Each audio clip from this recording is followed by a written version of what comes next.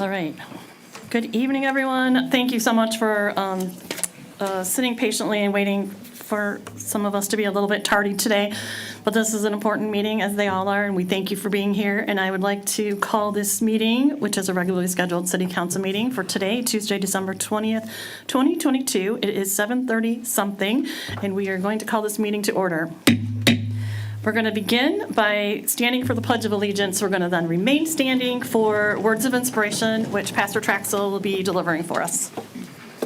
I pledge allegiance To the flag of the United States of America and to the republic for which it stands, one nation, under God, indivisible, with liberty and justice for all.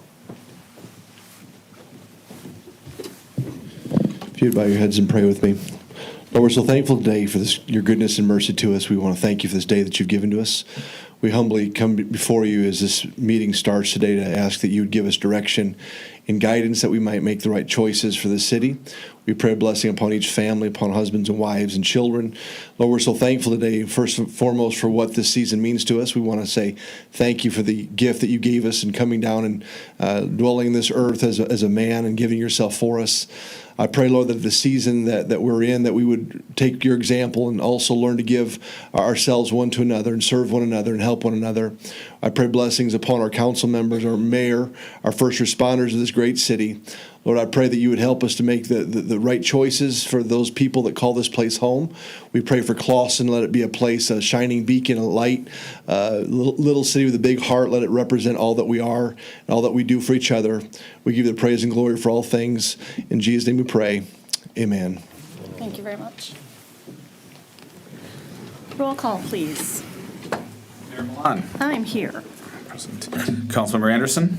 here. Councilmember Sampson. Here. Councilmember Shepherd. Here. It's a quorum, Madam Mayor. Great. First item on our agenda will be the approval of our agenda, and I will ask if someone could please add underneath proclamations and presentations, Clawson Community Spirit Awards. Someone, Make that motion. thank you. Support. How about moving everything up right now, so we can get Yes, these young ladies out? that's exactly that would be my next statement, right. I'll make two more, I'll add, moving everything right, the next items is the presentation. That was your addendum. Yeah, Support. all right. Roll call, please. Councilmember Anderson. Yes. Mayor Milan. Yes. Councilmember Sampson. Yes. Councilmember Shepherd. Yes. We're moved. Good, now the fun part. Great. So this is the fun part, right? That also approve the agenda in general? Let's just- say, yes, we will approve the agenda in general, right? We're all for that? That was the only amendment, so I just, okay, cool. Okay. Motion to approve the agenda as correct, or as amended? Yes. There you go. Is that present agenda, or how about past minutes? We'll get to that later. Does someone have my pen I could have back too? I need it for, We sold it.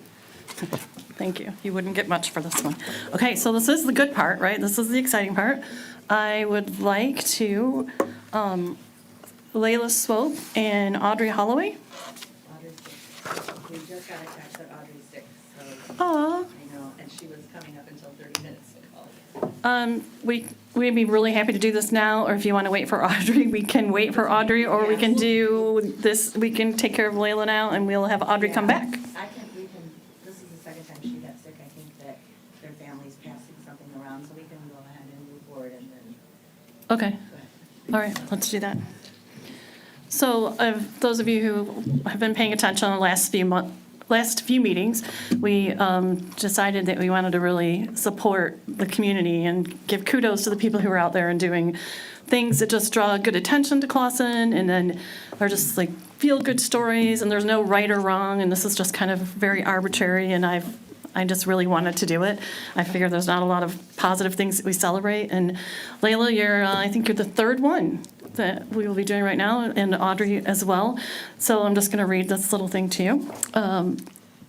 For everyone who may or may not know, Layla and Audrey's last name is Holloway. Layla Swope and Audrey Holloway were tasked with a civic project to do something, and they decided somehow that they were going to address the clock that was staring four faces around town that never changed the time. And they had this brilliant idea, and they ran with it. So they were able to collect money. Layla, do you want to speak on that at all? I should give you the opportunity. Of course. It was a civics project, like you had mentioned, and I'm in a Clawson community Facebook post, and I remember seeing someone asking why it wasn't fixed, and I thought that it was something, achievable that we could do to get involved with the community. And with the support of all of Clawson's citizens, we were so appreciative, and we were able to actually see a change, and I'm so proud of both of us, but also the community as a whole for everything that's gone into part of this. I'm so thankful. Well, we're thankful for you, and We really appreciate you. we fixing do. That means a clock. lot. so this is called the Clawson City Council Community Spirit Award, and then we are proudly presenting it to you, Layla Swope. It says, we present this award in recognition of your community spirit. Your efforts to take a simple high school civics assignment and turn it into a community-wide endeavor, connecting students, residents, businesses, and civic organizations to unite to contribute towards the clock restoration project is an example of the true heart of Clawson. This project was about so much more than restoring life to a worn-out clock. You brought life to our community, and for this, we thank you. So Layla, on behalf of the City Council, I would like to present you with this award.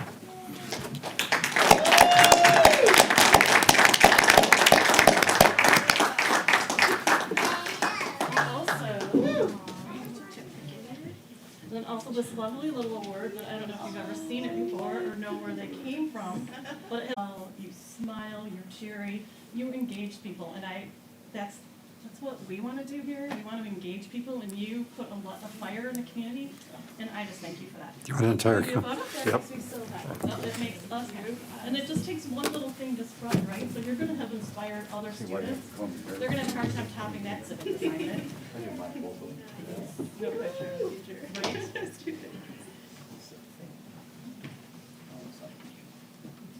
And just for the record, Bonnie designed these. You don't have to do that. Everybody in the city knows that, right? Thank you to City Council for supporting the girls too and picking up what they were short.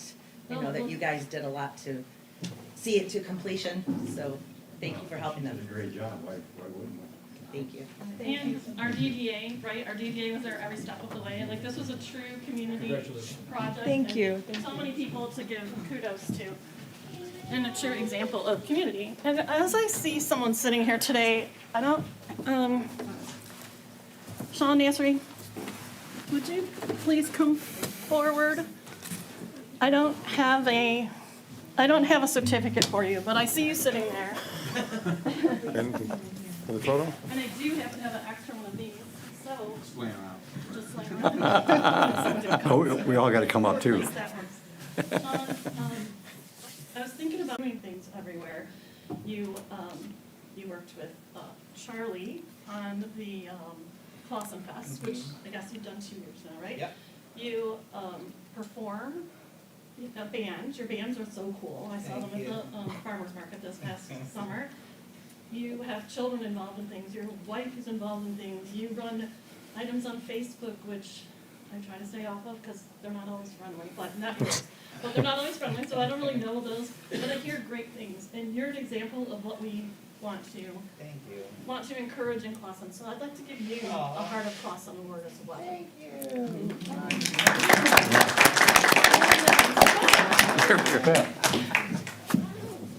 They were unexpected. Thank you. Thank you, council, for all you guys do as well. We see you. I want We everybody see to know you. Sean never sleeps, he's always working. No, he sleeps 5 minutes into a movie that we're trying to watch. That's a husband gene. It's because you didn't pick the right movie. Hold it up. Hold it. Oh, there's Dad. Hi, Dad. Right there. You've done a great job raising them, because he's amazing. Thank you. And thank you, Tracy, and your family for letting Thank you you. do all the things you do. So, Thank you. Appreciate it. Thank you.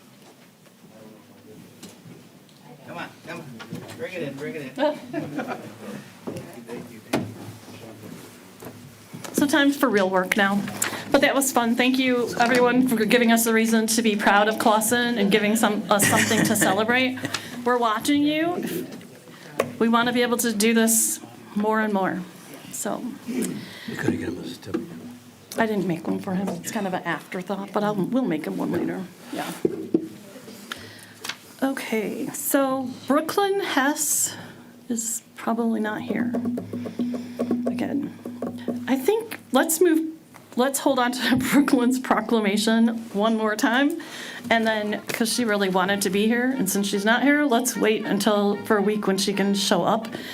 And then, then we'll move to the next item, which is a presentation from John Kazor of Municipal Analytics. And I'm sorry if I said your name incorrectly. You said the name correctly, thank you. Yes. I wish I could continue on the theme of happiness and joy, but I'll try to keep it upbeat, so that's good. And Nick has a presentation that will be up on the screen shortly.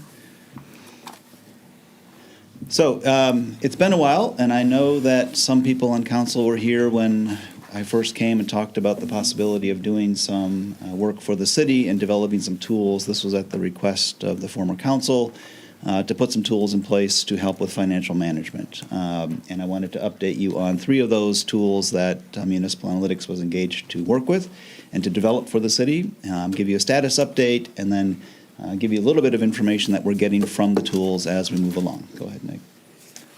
So the 3 tools were a labor costing model, a financial forecasting model, and a user fee study.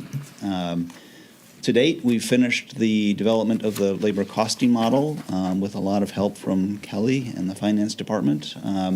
The financial model is done. Staff is reviewing that now, looking at assumptions and whatnot. And I will say, as I get through this, that I just listened to the radio on the way here, an economist, and we'll talk about some of the assumptions that are in that model. And then the user fee study is under development. We started gathering the data from some comparable communities and compiling the information. So I'll just go through each of those individually, give you a little bit of update on what they are, so you can understand what the tools are that the city will have at its disposal. Go ahead. So the labor costing model is an Excel file. The city had the option of using an Excel file or subscribing to software, and they opted to use the software, the Excel model, which means it's a one-time cost up front to develop it rather than a recurring annual cost for subscription maintenance.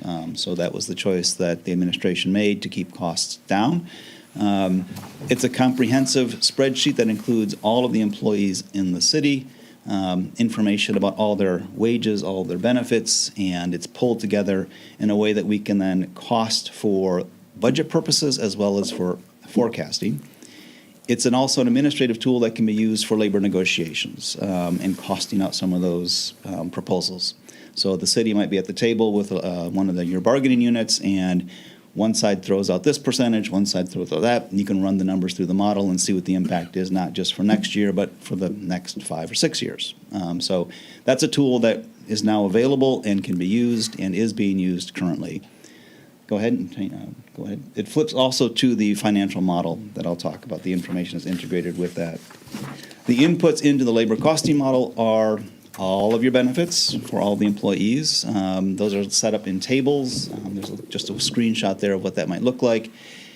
We try to identify all of the costs that are in your budget and then figure out how those costs are determined and then put it into a model that we can then say this is what the cost is per employee based on their either union affiliation or their personal selection for dental care, that sort of thing.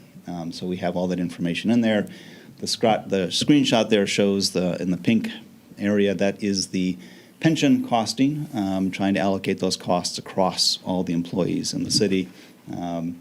It's expected that the cost for pensions will be going up next year, given the performance of the market this year, but everybody's going to be experiencing that. Some of the outputs the inputs are the wage tables. If there is a negotiated wage table from the union contracts, those go in there, and then any information that we have related to benefits and the various costs. The outputs are we have a summary by general ledger number.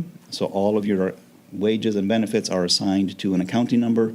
Those are outputted, which can then be inputted into the financial model. We also have costs broken down by labor union or employee group, and also by individual employee.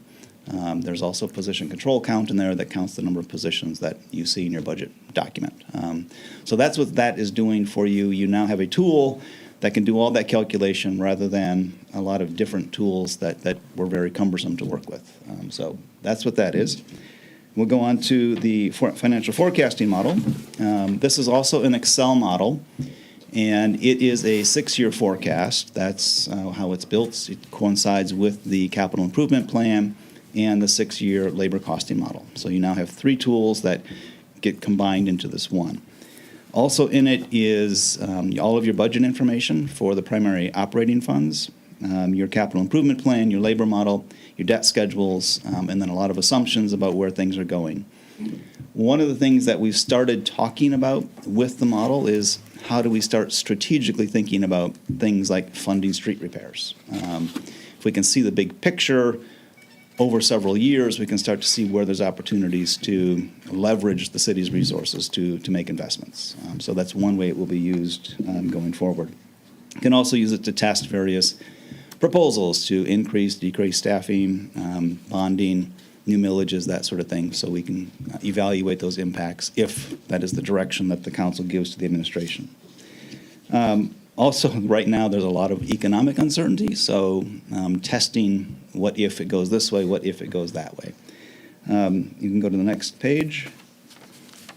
So this is a tool that typically is used as part of the budget process. So the budget is developed, and then you put the budget into the model, and the model is then used to forecast what the impact of that budget is, not just for the coming year, but for the next 5 years as well. So we're really trying to give you a longer-term perspective of short-term decisions, so you can understand where the city might be going long-term in these funds. It's also helpful to inform or evaluate policies that the council is considering, test the impact of budgets, and also some strategic analysis, like I said, on the streets. The one thing that I noted listening to an economist on the way here, talking about the Federal Reserve, we have been assuming for a while that inflation is going to be hovering around 2.5%, and given proposal A, tax value is going to be going up 2.5%, 3% a year. Given what I just heard, I think we need to start changing those assumptions. The long-term forecast the Federal Reserve is now putting out, unlike 6 months ago when I last looked at this in detail, is 3.5% to 4% inflationary forecast. So cost of goods is going up, labor is going up, your tax base will go up as well because Proposal A is tied to the CPI. So as long as we don't head into a recession, you should continue to see your valuations go up and your revenues go up. The next slide, we'll talk about what happened the last time valuations went down. And I don't know if you have this slide in your handout. I just added this one today. So in the model, we've put all of the city's evaluations, your state equalized values, and your taxable values in the model dating back to just before Proposal A was adopted in 1994. That then tells us where the trajectory is going of the city's tax base, both from the state equalized value perspective and the taxable value. And what this chart shows is this separation between SEV going up at a faster rate than taxable, because taxable is capped to the inflation rate. That kept going until we hit 2009, and then it went down. Over the time of the Great Recession and the years that followed, it took almost 12 years for the city to regain the tax base that it had pre-recession. The city lost almost $18 million in revenue. That's assuming everything had just frozen. So if you remember when 2009 came and valuations started going down, there was some hope that Proposal A would freeze the taxable value and prevent it from going down, but the state ruled, no, it goes down. So there was a significant loss in revenue and tax base. The city is now starting to recoup from that and recover. So now we're starting to see that separation between taxable value and state equalized value again. This does prove to be a cushion if we enter another recession, and if that recession is short term, you have protection. That means your taxable value can continue to go up even as your state equalized values go down. But that, as we saw the last time, that didn't take very long for those two to intersect, and then the taxable value went down as well. So that's what we're trying to evaluate and monitor with this. And then the forecast is looking at what's going to happen if we make some assumptions. So right now, the assumption is 2.5% growth. That's what you're going to see. Go ahead and change to the next slide. On some of these forecasts, I'm labeling these as preliminary forecasts. These are numbers that we put in there just to make sure the model's working and to get some good sense of initial estimates. So general fund shows a slight structural deficit, meaning that your expenses are outpacing your revenues slightly. Once we change some assumptions in there about wages and inflation, this might change. So we want to pay attention to that. The major streets fund looks great, as well as the local streets fund, until you have some major capital coming up in about 5 years' time or 4 years' time. Forecasted, that's in your CIP.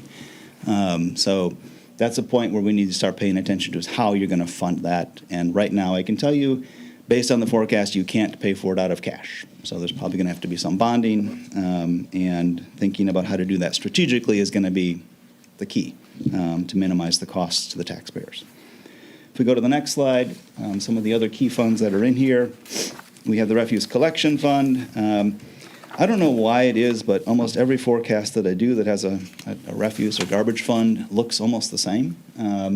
You're doing fine, and then you just start to fall off a little bit. Just means you need to raise your rates or renegotiate your contract to keep your costs down. Not a huge imbalance there. The library fund, similar to the general fund, slight structural imbalance. And then the sidewalk fund doesn't really have any activity in the CIP. So that's something that needs to be evaluated and figure out how much money you're going to be investing in sidewalks. And then we'll go on to the next slide. The city recently did a water and sewer rate study. Those assumptions have not been synchronized with this model yet, so we will do that so that we have a tool that works in both sides. But looking ahead, based on the assumptions that we've put in there, you can manage the water and sewer fund without huge increases, and that's obviously going to be determined by the amount of capital that you actually have to put in and by Great Lakes Water Authority's contract. And then the last major fund in there, sorry, we'll go back to that one, is the motor pool fund, motor equipment fund. And again, this suggests that either you're not buying enough equipment to replace what you have, the forecast is kind of like hey, this is looking great, or you're overcharging your funds to recover those costs. So we want to pay attention to that and make sure we understand what the difference is and why we're showing such a surplus on that one. And then lastly, I'll just talk about the user fee study. The idea is to look at your current user fees, look at some additional user fees that would be appropriate based on the market and based on the city's costs to deliver services to individuals. These are not services writ large for the community, but services like building permits and whatnot that apply to individuals and that you're providing service to. So we want to recover as much of those costs as we can. We will be looking at trying to get that wrapped up hopefully by February. And that will be a two-part study. The first part is we do a central service cost recovery model where we're trying to determine which general fund costs can be recovered by internal funds and then as well as some external funds, and then looking at the user fees to allocate what does it really cost to provide these services to the public and how much of that are we trying to recover through fees. So that is the tool that is in development and will be coming hopefully in the next couple months. With that, I'll answer any questions if you have them. Is that early February or late February? Well, I just learned that Kelly's taking vacation, so that's a good thing. I'm hoping for mid-February, but we'll shoot for what we can get as quickly as we can get it. And I understand that you've got a budget process coming up, and we want to make sure that this is done in time for that. The other two models, we can use them now? The city has those, yes. The administration has those. Are we using them, Nick? As far as I know, I can't hear. What was the question? I think your mic wasn't on, Councilman Sampson. Is that we started to use them now? The models, I believe we just got them recently. I think we were wrapping up the audit, and then now that the audit is in its final stages, then we'll get to using them, yes. I understand that the labor costing model will be used for the negotiations that are starting, so that is the big push to get that done, and then the forecasting to build onto that as they move into the budget process, but that also helps us with some of the user fee analysis as well. You show, just on the general fund, target fund balance minimum.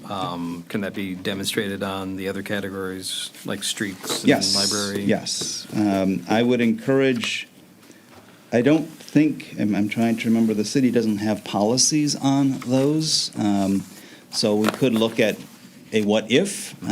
You set a 25% or 10% or whatever threshold, that's kind of the minimum. And then try to keep your cash balance above that. That would be probably a good thing. What type of policy? A fund balance policy. So you want to establish what's a reasonable amount of money to have available for emergencies or for cash flow needs. And the reason why I brought that up is you mentioned the motor equipment that keeps increasing. Now, as far as that's potentially a good thing if we needed to, spend, a large amount of money, but at the same time, to what point do we get to where we're not in deficit and closer to whatever that fund balance should be as we might consider it? Correct. And on the motor equipment fund is a little bit tricky because it is, so general fund and whatnot don't include depreciation. That one does, so we have to decide if you're factoring that in or if we're going to amortize the costs. And so there's different accounting questions to ask. But the bottom line is you do need some money there because you're always going to be replacing equipment. If your goal is to have enough cash on hand to buy the next fire truck, that's going to be different than let's make sure we have enough money to put a down payment on the next snowplow. So those are two vastly different scenarios that you'd be shooting for. And I will say, I was just at another meeting last night where we were talking about the need to have cash on hand to match any grants that might come along. And the motor pool is one of those places where fire truck grants can happen. So sometimes those come with a match. And if you have the cash available, that grant becomes more attainable. Are grants part of the forecasting model? The revenue is, but we'd have to talk about what that would mean. I mean, we can make assumptions. Yeah. Any other questions? If I can just back up on that question, the grants question, I would say should be aligned with the capital improvement plan. So that you can say, okay, we're looking to get a grant for this project, and The reason we bring that up is that I think there have been recurring grants that we've been able to access. Whether or not they're going to continue to be available is another question, right? Right. And how much? But at the same time, whether or not there could be forecasted that here's the average for whatever those grants were and how they were applied and where do they apply in capital improvement, sidewalks or streets and things like that. Mm-hmm. Right. So, because there's going to be that fund balance portion of it, and then there's going to be the grant portion of it. right. So, Okay. So does your model account for the potential of grants? Because it's such a wild card, or is it just So again, disregarded? if we're looking at capital grants, we can have in the model funding sources for capital, and we can say, well, 80% of this is going to be grant funded. And so that leaves you with 20% to pay as a match. We can then switch that to 0% grant and see what happens if you don't get a grant. So there's different ways to use that. If we're going to get a grant that comes with operating costs, those would have to be built in. Similarly, if you've gotten a grant that you've had for some time and that is funding an operating department, and that grant is going away, the city has to make the decision, are we keeping that operating department or reducing it or eliminating it if the grant goes away? So there's lots of pieces of the puzzle that get moved around to figure that out. Sure. That was not nearly as exciting as giving awards to the community. It was really close. It was not even close. But thank you, you did an exceptional job explaining it very simplistically for people who may not be financial. Will we ever have a Wizards. workshop that they can run numbers through and we could play with it and see how it works? Sure, we can do that. talk with your city manager, and I'd be happy to support whatever is needed to make that happen. You put it on Nick that we'd like it. We need a motion. Well, do we need to do that now? Or we can do it now, but do we need to do it That now? would coincide with a budget workshop Right, so I anyway. was thinking- They're probably going to happen. Okay. Or When's the budget this- workshop?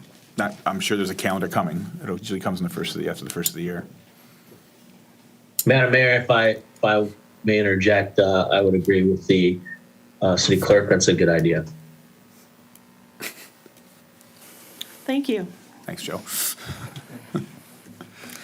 Okay, we appreciate that, and we are going to backtrack because we did move proclamations and presentations to the first item that we were going to openly address, but now we're going to go back to public comment for items on the agenda. If you're in the audience tonight and you would like to speak for items that are on the agenda, you may come to the podium, and we will give you 3 minutes. Please state your name and address, and we'll hear you. Yep, Joan Horton here for the DDA. We just learned tonight that the audit was on the agenda. The DDA is part of the audit. We pay for our portion of the audit. Never seen it. We did not get a copy. I have no idea what's in it. I've had tonight just a couple seconds to glance at it to see that we're being reported as being in a deficit. That has never happened.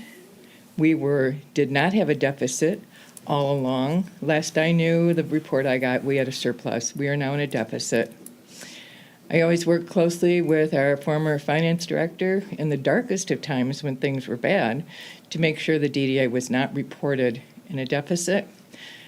There are no numbers there that at my glance through of the audit that I can even see how this happened. I don't know what numbers the auditors were given because there is no breakdown. Everything is a lump. Again, we were not given a copy to even review, and that is wrong. So I don't know what your intention is tonight, but as far as we're concerned with the audit, we've not had a chance to even look at it. Thank you. Hello. Hello. I'm Mary Liz Curtin, Chair of the DDA from Leonalulu and Three Cats. And the financial situation in this city has become increasingly disturbing. This audit with no background for us, no idea what's going on. We've had trouble balancing our budget, as you know, for I think, was it 9 months, Joan? Before we got a budget? Well, before we could get our budget. So now we have something that we cannot understand or look at, which is about to be passed. So we're in the position now at the DDA of having to hire somebody. We feel that we're going to have to hire an outside auditor or accountant or attorney because clearly the support from the city is lacking.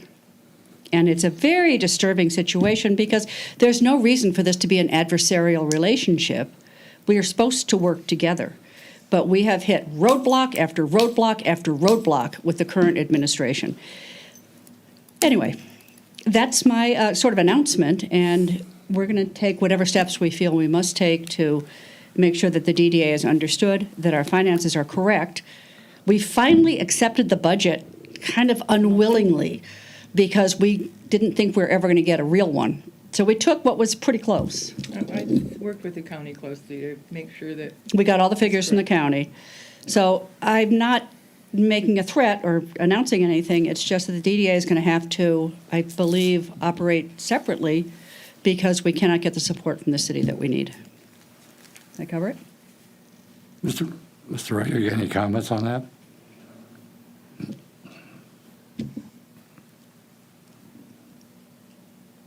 No, Councilman, I don't have any comments at this time. I'd be happy to have a conversation with Joan and with Mary Liz regarding the improvement, betterment of our relationship. You know, we've had these conversations, Joe, and we don't seem to be getting anywhere. So I don't know how to repair this relationship. I don't know if it is reparable, but it's frustrating for me on our busiest week of the year to be here at a city council meeting when I should be home either sleeping or slinging Christmas ornaments at people. I'd agree with you. There's issues, and if we're having these issues, I cannot believe that we are the only part of the city who is not being taken care of correctly. So we'll have a chat. I'm sure it will be lots of fun. But in the meantime, we cannot support this audit. We cannot support what's in it, and we're going to have to hire outside counsel to figure out what it should be. which is a stupid waste of DDA money. Thank you very much. Thank you for sharing your Yeah. concerns. Would anyone else like to speak for public comment for items that are on the agenda? Okay, absent that, we will move on to the next item, which will be consideration of approving the following consent agenda. Item A would be minutes of the regular city council meeting held on Tuesday, December 6th, 2022, as presented. And item B would be a list of bills in the amount of $1,479,795. Madam Mayor, the meetings of December 6th have a few errors, I think, in them. Okay. I think we should amend. They're going to pull it out, move it to item. Or Well, do you pull want it to out? pull them out and talk about them later? That's probably what we should do, right? Because we Yep. can't. So we'll move that out and we will add it to, sorry about that. If I woke anyone up, I apologize. We'll put it under 9D. D? Sure. D, is that okay? Sure. All right. And then, anything else? We're okay with the budget? The bills, excuse me, the list of bills? Madam Mayor, I move to approve or pay the bills. Thank you. Support. Great. Roll call, please. Mayor Milan. Yes. Councilman Sampson. Yes. Mayor Shepherd. Yes. Councilmember Shepherd, sorry. Councilmember Anderson. Yes. Okay, wonderful. Next item on our agenda will be on item number 9, which is new business. Motion. First item is says the fiscal year 2021-2022 financial audit presented by Yo and Yo CPAs and business consultants. Michael Rolka is here this evening to give us a presentation. Good evening. Good evening. Again, my name's Mike Rolka. I'm with Yo and Yo CPAs, here to present the audit results. One thing I will say before I start, on the DDA, no deficit elimination plan is needed because based on the rules of the state, they don't view it as a deficit. There's a numbered letter issued in 2016. It's 2016-01 that defines what the state views as a deficit. So no deficit elimination plan is necessary. Can you explain, since we just talked about it and everyone's very intent on this process, if there is a deficit, and are you saying it's not an extreme enough deficit that any penalties will come from it? But I have the pleasure of serving on the DDA as being a mayor of this community, and they're extremely conscientious about their finances, more so than any organization I've probably sat with in the past. They're very diligent in ensuring that they know what they have and they don't make plans to spend money that they don't necessarily have. So I'm sure there's a great reasoning for all of this, but if you could maybe explain it to us just make people feel better, it would be great. Yeah, I don't have the detail of what went into the budget or what accruals may have happened near the end of the year. That's typically how I see governments go into deficit when they don't think they're going to be, is there some sort of expenditure accrual. But based on the guidance issued by the state, it is not a deficit that requires a deficit elimination plan. So the state does not view it as a deficit. Although the net position is in deficit, no plan is needed. I believe in this case, and I don't have that in front of me, it's because current assets exceed current liabilities. That's a deficit. So, I mean, that's easy, right? That's a deficit. No, that's not a deficit. Current assets exceeding liabilities. Okay. Yep. Maybe Kelly can explain it better. Why the big difference? I don't have the information in front of me either. Can we postpone it to later in the meeting, so you can go find the stuff? I don't know if she's able to do that. Kelly, are you able to do that? No, not today, but I can get back with you tomorrow. But we're still going to try to pass this with this. I mean, we need to hear them out, right? Let's All right. hear it out, but they didn't get to see it, and that's valid, right? It was, I don't know when we received our final copy. We had a draft as of last week, and then the final came out, and there is a lot of information to disseminate, and it's important that it's right, and it's important that people understand their portion of it so that they can rally however they can. And I know you guys just take numbers and put it in, and whatever it is, it just happens to be. But if people think they're right, they want to at least understand why things are different than where they are. And I know that's not why you're here. I'm not trying to, I'm not blaming anyone. It's embarrassing for everyone, and it's like going to the store to buy something and your credit card gets declined. That's what it probably feels like, right? To be at a deficit. That's not cool. So whatever we can do to fix it and make it better, let's do that. Okay. Would you like me to continue, or? I would like you to continue. Okay. Thank you.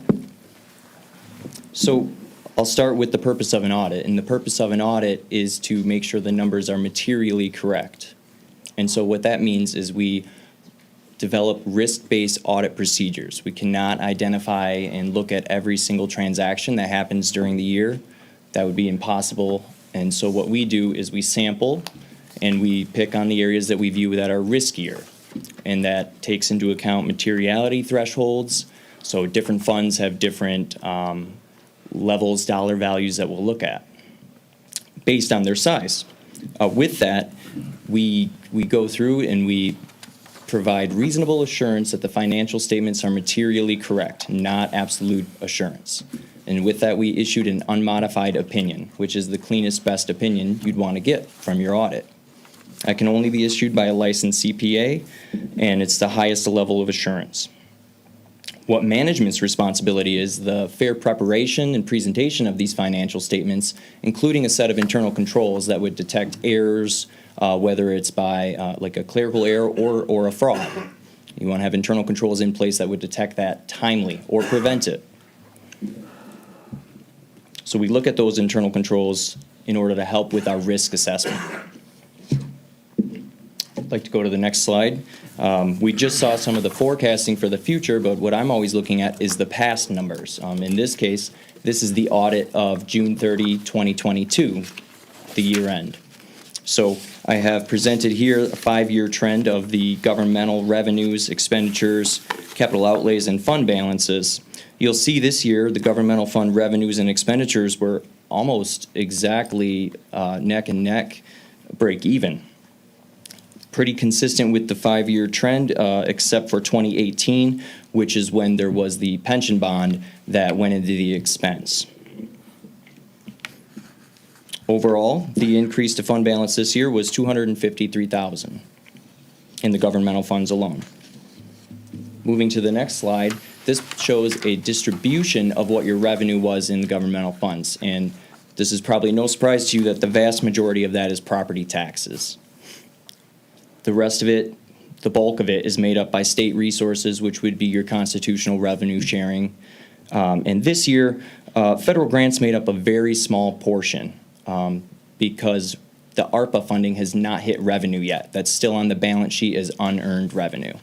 So I anticipate during fiscal '23 that will come into revenue if it's spent.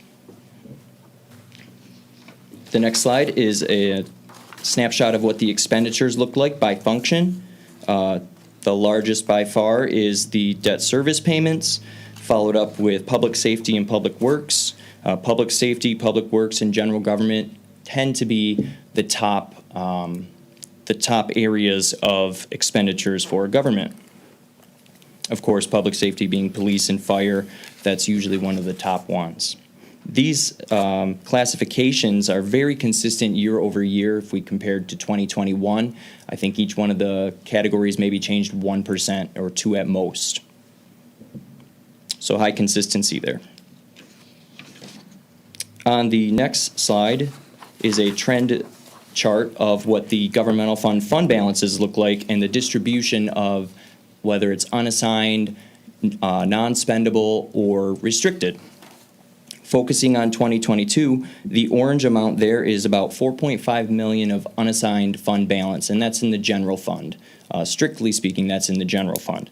That represents 59% of annual expenses for fiscal '22. As your previous presenter mentioned, a fund balance policy is always something I'd recommend, but 59% is pretty high. Usually we hear recommended 15 to 25%. But again, that's completely up to management and council. The restricted amounts there are primarily made up of some of your special revenue funds, the bulk of that being the $1.6 million restricted for major and local streets. There's a small amount of non-spendable, that's for inventory and prepaid assets. The next slide is a trend chart here of the enterprise funds. Most of this makes up the water and sewer fund, as it's the largest portion of your enterprise funds. The top line going across in the gold shows a steady increase in the net investment in capital assets, which shows that the infrastructure has been continuously invested in over the years. You'll see that revenues this year exceeded expenses by a considerable amount, and that was due to an adjustment for the OPEB liability based on the actuarial valuation. There was actually negative expense due to a discount rate assumption change. So that affected the water and sewer fund by about $500,000 in the expenses.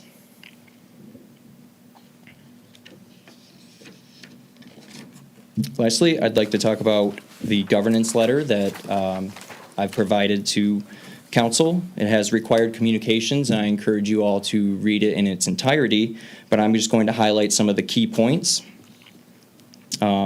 First, the planned timing and scope of the audit in certain areas that we viewed as riskier or the potential to have greater risk. One of those being management's possibility of overriding controls. And one of those areas could be through journal entries or electronic fund transactions.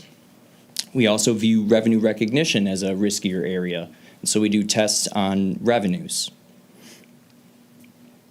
Some of the qualitative aspects of accounting practices to point out are what the significant estimates are of the city in the financial statements. The useful lives for capital assets is one of those, because if you determine a building may be good for 20 years or 50 years, that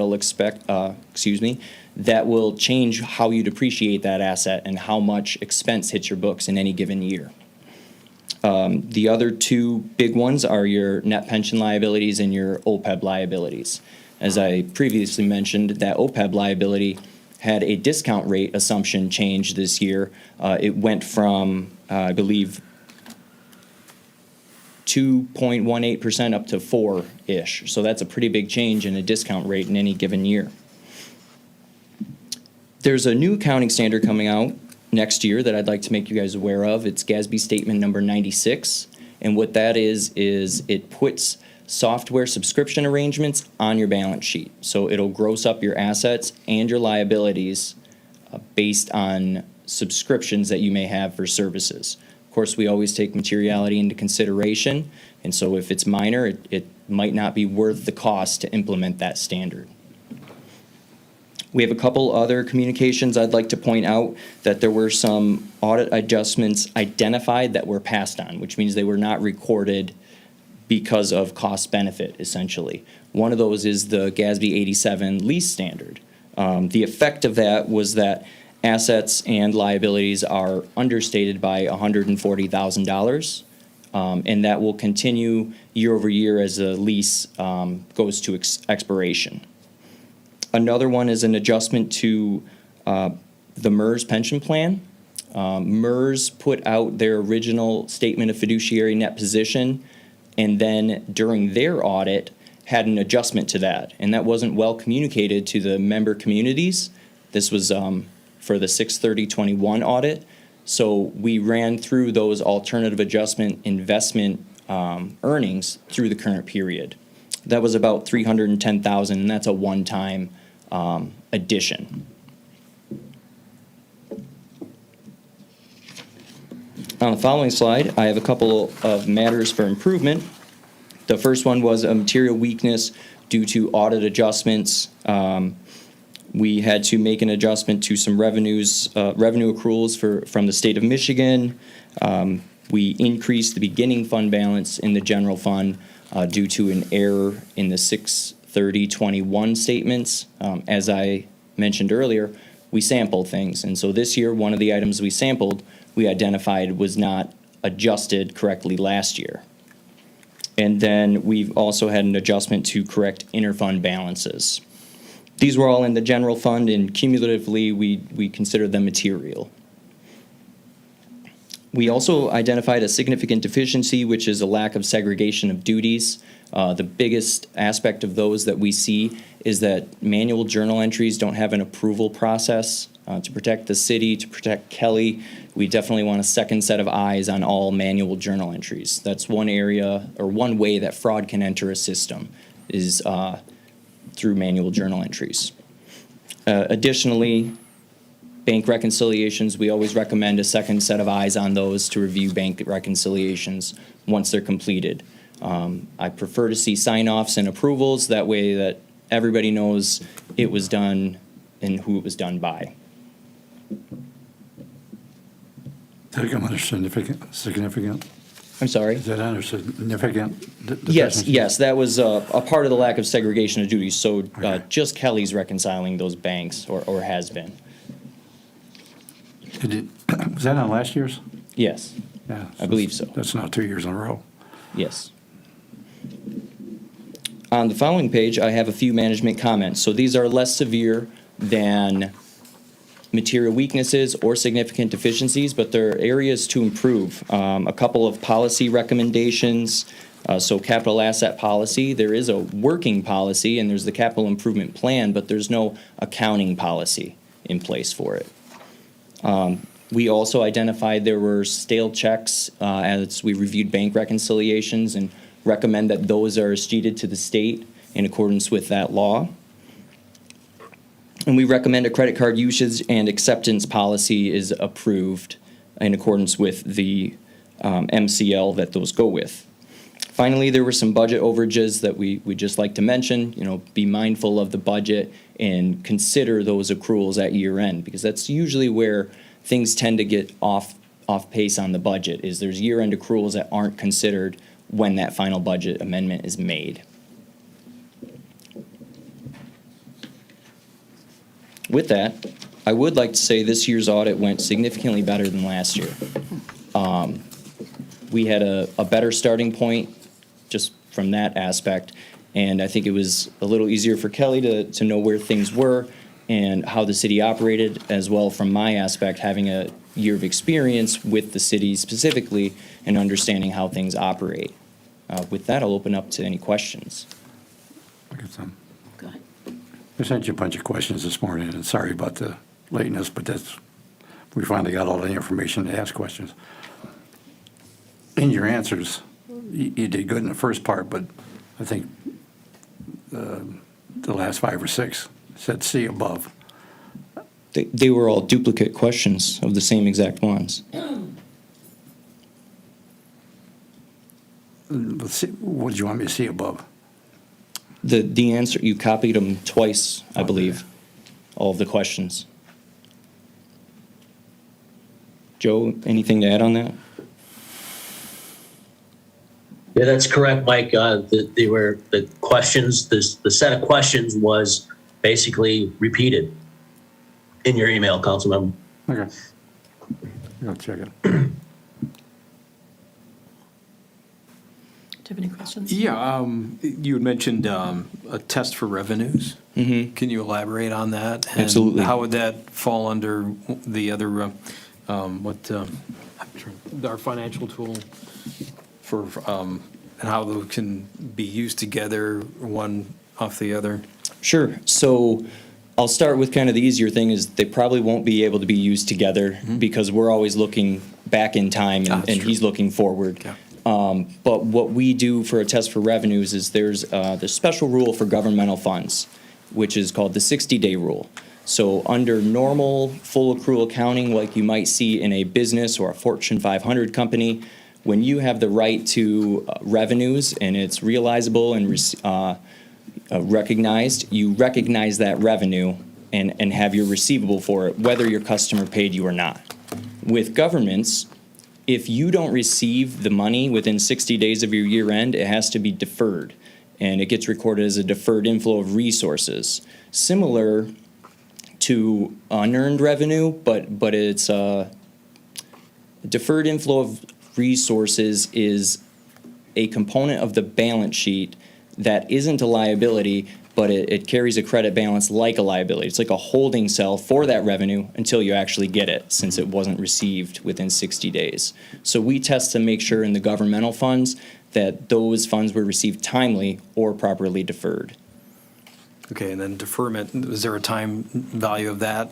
90 days, 120 days? It's the 60 days after your year end. So for your general fund, for example, or major streets, local streets, as an example, if you haven't received some of those receivables by August 31st, they should be deferred rather than recognized as revenue. Okay.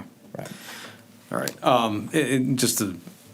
For pretty pie charts, you had shown, where was it? Property taxes. Yes. Do you, or can you differentiate between residential property taxes and non-residential property taxes and what the percentage is? Is that something that, I mean, we could probably get it from the city, but is that something that was also considered in this, or? It was not considered in this. They're just lumped together. Yeah. I'm thinking that we probably have reports of that, certainly. Yeah. I'm just sure curious Kelly about would. that. Yeah. I saw that, and I'm like, wow, that's a big, if we can subdivide that somehow. So, but, Okay. yeah.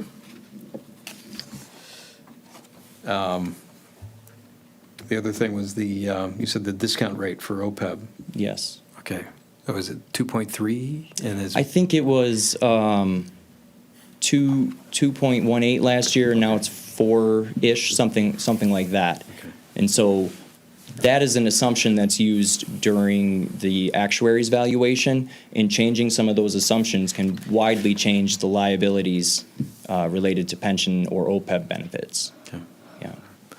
And what was the reason on why the discrepancy? Not really a discrepancy. I wouldn't use that word. That's true. Sorry. It's based on bond rates, and it's based on the bond rates, and that's what they put in their valuation. Okay. All right. OPEB test for revenue. There's something else. It's escaping me now, but anyway, so. If you want to email it to me, I'd be happy to. Okay, no, I happy to appreciate that. answer it. Yeah, it'll come to me. Councilmember Anderson, do you have any questions?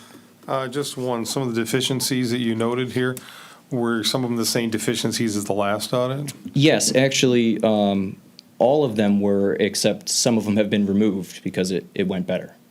Yes. Okay. So tell us how it went better, outside of this, tell us succinctly Well, how it went better. Honestly, pretty much every audit area last year had adjustments. And this year I went over, there were 3 significant adjustments instead of literally everything. So I don't know how to say it otherwise, other than every single audit area we touched was much better. If we picked up fixed assets, it was probably right. If we picked up accounts payable, it was probably right. Whereas last year, we had significant problems in every area. That was lack of continuity in staffing and process and access to data. Was Yes. last year's problem. Yes, definitely. Right, so, good to know we have moved forward from a lot of those issues. And that's good news, and to piggyback on that, are those sustainable? Are those processes in place to make sure that continues? Yeah, I see considerable improvement and continuous improvement. I would expect next year would be even better. Positions have to be filled, of course, in order to be able to devote your time to accounting. So, only the finance director position for Kelly, for example. You can't have her doing all the treasurer's duties in absence of a treasurer. Those things are important, and if they're doing, the work of 2 departments, that can hamper things, definitely. The only reason why I bring that up is what was brought up originally on communication, and where there may be not lack of communication or not enough communication on those departments and where they are with their budget and what we can do for that. But if we're looking at positive improvement, if we can continue to do that, and if you can see that next year and demonstrate that, that would be great. Anything else? Mr. Raker, do you have anything to add to this report? Process, No, outcome, ma'am, what you're nothing looking further for? to add. Thank you. Thank you. Kelly, how about you? If you were integral into this process, do you have anything you'd like to share with us? I would just like to thank Mike for taking it Thank easy you. on me this year and helping me when I needed it. Okay. All right. Anything else? Thank you very much, Thank you. Mike, for your time tonight. And someone will be getting DDA the answer to their questions tomorrow, right? Thank you, appreciate that. So, We need a motion to, we need a motion. I get some motions, I think, that according to our charter and the principles of jurisdiction in a strong city manager weeks council form of government, council is tasked with providing independent financial oversight and for setting policies. Therefore, based on the auditor's recommendations to improve the internal controls and to ensure that the taxpayers' money is being set properly, my first motion is motion that the city council issue a request for proposal for a CPA separate from the auditing firm that will report directly to council and include the following tasks: develop and submit for council review and approval of written capital asset policy described in the audit reports, to identify and train appropriate staff in the implementation. You want to pass these out to them? I forgot we made copies for it. Should we approve the? That'll be my This is last all part motion. of, okay. Yeah. All right. Thank you. To train the appropriate staff on implementation of the final policy and that is adopted by council. Develop and submit for council review and approval of initial policy in accordance with Michigan law as described by the audit report, and to identify and mean the appropriate staff implementation of the final policy as adopted by council. Develop and submit council approval a credit card acceptance and use policy described in the audit report, and to identify and train the appropriate staff on the implementation of the final policy as adopted by council. That's my motion. Have a second. Support.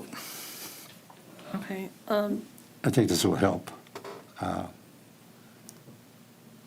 council understand this better. We'll have our own person to go to that can oversee all of us and say, this is what's right and what isn't. And then for the city manager, they can work together and appoint the people they want, because that's his lane.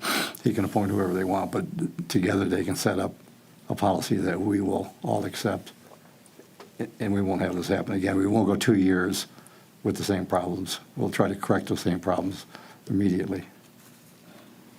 for clarification, you're requesting that we secure a CPA to develop policies and procedures and provide oversight? Yeah. Is that We would go to them and ask them the questions we need. during this process? During this process, Not yeah. for year-round additional staff for reporting, or additional professional services for reporting Whenever we need purposes? professional services, when you have a question, we go to him and he would answer our question. He would go to these guys and ask appropriate questions. Because none of us are CPAs. I am not a CPA. Not even close. No, thank you. So we could get an RFP and see what it would cost.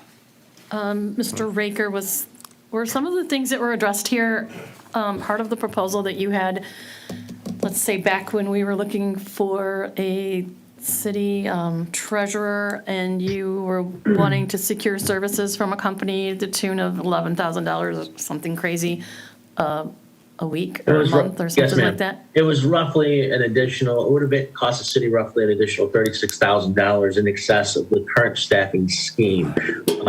Mike Roque and I actually had a conversation about this today. Tangibly, can we say that would have happened? I mean, it's unpredictable because we would have had to have Raymond come in, actually do the work, identify the staff. One thing that probably would have happened is that we probably would have identified Lisa Rossetti internally, but we would have had probably greater in-house training from the professionals, and we probably would have mitigated a lot of the double duties that Kelly had executed during that time of transition between the interim and then the absence and then finally the appointment of Lisa Rossetti. So I don't think it's beyond the scope of comprehension that going with Raymond probably would have curbed some of these problems. So it's kind of like looking back on it, it's hindsight's 20/20. You pay more, you pay up front or you pay later. And so, we're going to end up paying probably a little bit more due to the audit. But I think we would have been in a better place. I think we still would have ended up with Lisa, but we would have been in a better position as far as the information and training for our staff and the flow and execution of this audit. I don't necessarily think it's necessary for the motion to get an outside CPA to come in. I am aware of the repeat issues. I think we're also aware of the reason why they have been repeated. And what I can do is have a way forward for you in my Friday reports and make this part of an update until we actually get these deficiencies corrected, and it can be part of a recurring agenda item until it's done. Yeah, you addressed a lot beyond what I was thinking. I was not thinking in terms of staffing, the proposal that you had before. I believe part of that proposal was to perform some of these process of identification items that he's talking about. And I think the bigger question is not how someone may or may not perform their tasks. I think everyone here does as well as they can and learns and grows every day. And I'm really thankful that Kelly has had the tenacity to work dual throughout the past year. We all have to do it when we have to do it right. But I think the ultimate concern is education of council and accessibility and ensuring that information is disseminated in a manner that is appropriate and also seemingly unbiased. Can I say that? I'm just saying it on my own. Yeah, it would be a third party saying this is right or this is wrong, and it would make council more comfortable with some of the stuff we hear, and he could explain it to us. Okay, so I will just say that I am okay with pursuing an RFP to see what it would cost and to see what it would look like. Depending on how it comes back, I may or may not support it. I would just say it that way. What's our timeframe on having these things ground to resolution? I mean, there would be a point where That'd be, city manager, how long would it take you, a month to get an RFP out? no, not that. Just the items that are here, right? So that if The we've got policy issues, as far as like the credit card and the CIP policy, council member? That can't take long. Those are you No, create policy, no. that's In fact, easy, Kelly and I were right? talking about that this week as well. And thank you, Kelly, for stepping forward. So as far as the policies are concerned, there are several policies within several municipalities within the state of Michigan that we can piggyback off, just pretty much copy. So Yeah. there's standard policies, capital policy, fund balance policies, the sheeted checks that goes through the treasurer's office. So I would have to teach Lisa how to report that to the state of Michigan. There's maybe a dozen outstanding checks that are older than what the state requires. And then the segregation of duties, Nick and I actually had worked on it several months ago as far as him reviewing bank reconciliation. So that is in process. It just hasn't been implemented. And journal entries as well. I'll have to train somebody to how to review a journal entry and what to look for.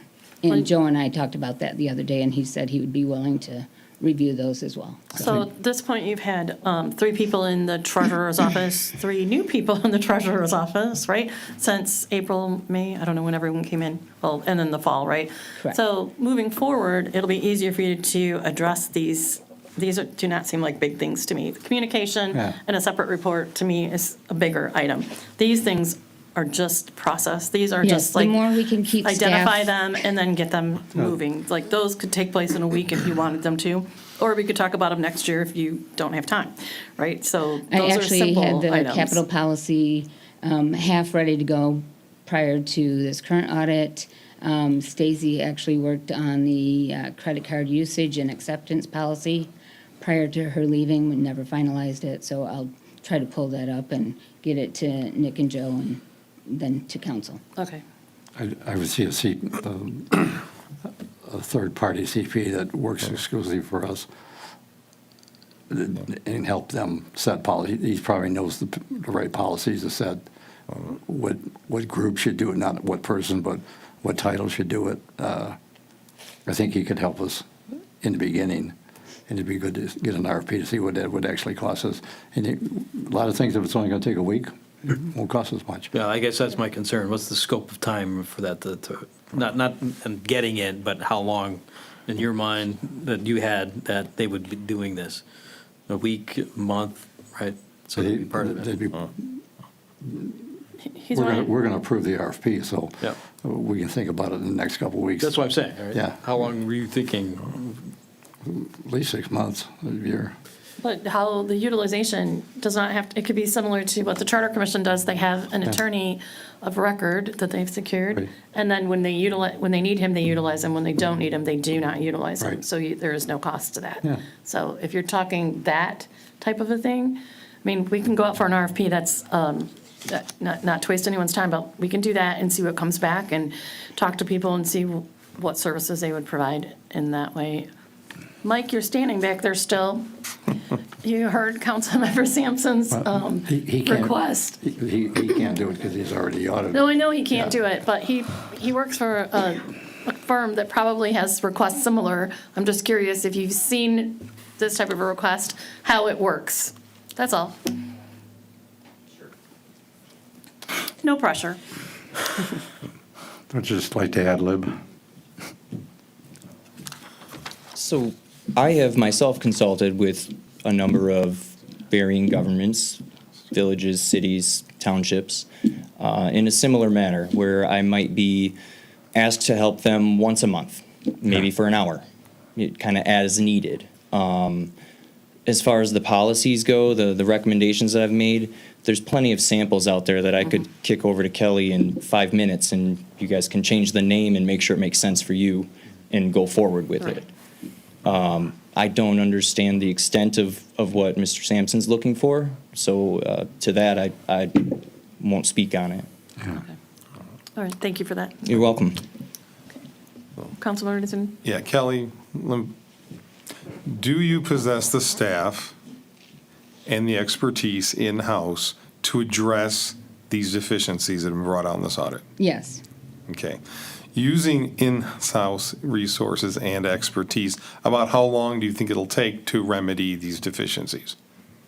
It will be done prior to the end of the year. So the policies, like Mike said, are fairly simple. Just slap our name on somebody else's policy, maybe change it to meet our needs. The segregation of duties, I can click that over tomorrow. I'll show Joe how to approve journal entries, and then bank reconciliations, whether it be Joe or Nick or somebody else can review it, and we're done. The one thing, the checks to the state for sheeting the checks, it's just a matter of uploading outstanding checks over 90 days, I believe, to the state, and it's just a matter of running a report out of the accounts payable system, uploading it to the state, and that's done. So that's only takes maybe an hour once everything's trained on that. Okay. Thank you. So it sounds like we'll have our policies and procedures in place in-house by the end of the year.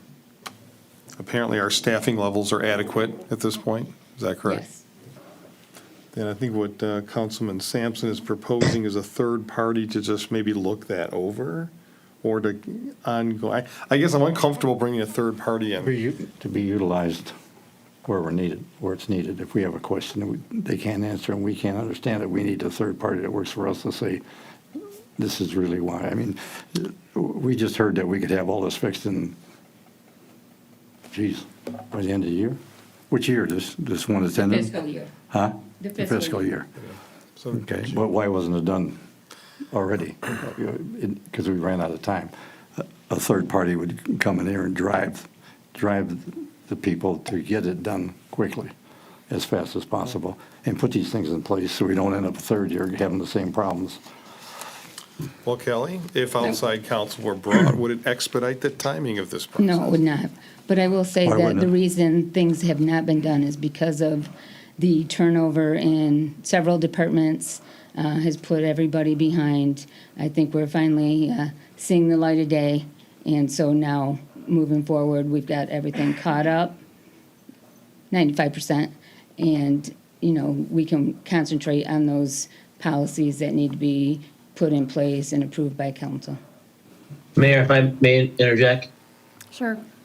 Yes, Kelly, and to Councilmember Sampson, would it be acceptable to Councilmember Sampson and company if we were to get a status update, the second meeting in January on these efforts, and then from there assess the situation, and if it's still the desire of council to move forward with an outside party, we can have that discussion at that time, at least give staff, we finally have some stability, give us the opportunity to correct these challenges, and we'll regroup second meeting in January. I think, Kelly, is that enough time? Yes. I think with the way this report looked, and there were the same problems 2 years in a row, I think it's time to No, start I think we the, understand how the problems were created, Yeah, though, too. let's that start the You have RFP. someone doing multiple jobs. let's start the RFP now. And then in January, we got to pass the RFP. If he's got everything in place by January, then we don't pass the RFP. We don't select a person. But if we wait until January, then then it's a month or two after that, then we get the RFP back and get it in place. We need to start it now. So if we're not happy with the way things are going in January, we don't have to start over. We can get it done immediately. I don't think there's any need for an outside person to handle any of these policy issues. They're simplistic, to be honest. Like, It'd be I'm maybe- surprised they weren't addressed prior to the audit being printed. Like, I would have, if it was me, I would have been like, oh, wait, give me a minute, and I would have done those things. And I know I'm making it sound really simple, but these are simple things. I work in a corporation, we do these things all the time. So, and I'm not criticizing it. I understand of all of the important things there are to do, these were not so important, but they're important when they show up, and then there's something to say, oh, you're deficient, right? Those are the things we want to address. So in our favor, for the community's favor, I would say there's no reason we can't allow Kelly the opportunity to rectify these policies. Give her, she said she could do them. Let's let her do them. If, however, you're still interested in outside counsel to communicate information to you, I have no problem getting an RFP to see what that would cost or what it would look like, right? But we have to write a concise RFP to determine what the parameters of that would be. Otherwise, we will have nothing. So if you want to proceed with that. I don't mind waiting until the second meeting, see what we have, and then move from there for an RFP. I understand doing things in tandem, I get that. Yeah. Right, but at the same time, I have confidence that, given what we've discussed tonight, of the urgency, that we'll have something in place. And obviously, if we don't, then we can have that discussion for an RFP. We have 4 other motions that actually, if this one fails, I'm not going to talk about them. But if this one passes, it's really putting in controls. And Oh, absolutely. to have each person, so when a new person's, if we do get a CPA, he'll have a focus on what he needs to do immediately. And this is part of, when Joe and I had our initial discussion, right, as far as having, this goes back to my experience, and, Bruce probably attests to this too, TS 16949 and prior audit processes, right? And making sure that you have those things in place, right? And then also making sure that there's a process on how you locate and identify, Kaizen activity on where's the breakdown, what's the root cause analysis, those types of things. And so these are the types of things I'd like to have in place, right? But again, if it comes back and they're not ready for that information, then. And all I'm saying right now, if we don't do it today, if we do it today, they're going to start researching people who will do it, putting together ideas. And then come January, if we don't need them, we just lost that little bit of time. Well, I get it, but I don't want to have, And again, I'm hopefully optimistic that we will have that information by the second week. And I don't necessarily want to already know that I probably likely voted against an RFP because I already have the information. Some of these are 2 years old already, so. Oh, absolutely. What chance of getting, 2 years and now all of a sudden we're going to fix it in 2 weeks, so. Well, That's that what was- we're talking about. is 2 But that weeks. was part of my question to Mr. Rolka, like, okay, have you seen the improvement? We've heard the improvement, and that's the positive momentum that I would like to continue to see. I think that's still continuing. Obviously, if there's, retrograde in that, then absolutely, I would say, yeah, let's fix this. And that would be where your proposal of having that RFP for that, I think would be merited, but let's see what we can come up with. And again, I understand having it done in parallel. Yeah, but it's time to be responsible with the citizens' money, and that's why I'm pushing the CPA, so we have somebody, a third party to ask questions if we can't get the answers. Because the only place we can get answers is asking here. We'll be able to go to the guy and ask a question, and it might be a simple one. So that would be, we would never expect him to say, I'll get back to you tomorrow. So I'd like to at least start in the direction of having a CPA. And if everything works out good in January, we can all change our minds. So where's the CPA going to get their information? Because, Well, a lot of CPAs, will, just like Mike,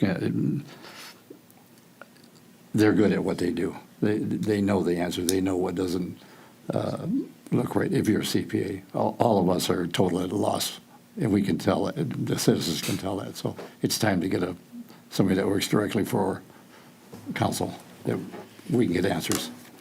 so if we take out the process and procedures out of your proposal, is there a need for CPA for anything other than setting up those process and procedures? The three that are identified. We're going to, a lot of these policies, we want somebody, a third party to set up, not an internal. We've already had the internal part, and it ain't worked yet. So it'd be a third party to come in and say, this is how you should rectify your accounts, and tell us how it should be done, not a bunch of reasons why we can't do it. Mayor, and again, a lot of these repeat issues are because of the staffing challenge we have. We now are fully staffed.